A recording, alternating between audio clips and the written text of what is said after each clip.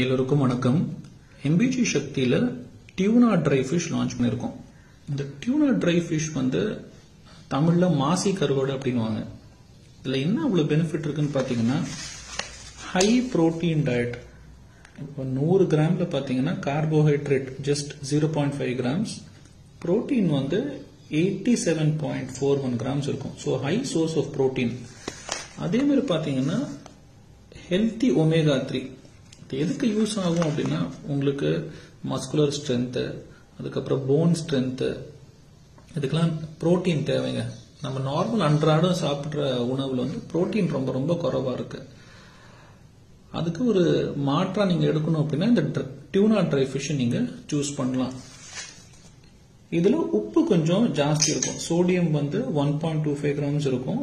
So இது use பண்ணும்போது மாடரேஷன்ல use பண்ணுங்க. தேங்க்யூ.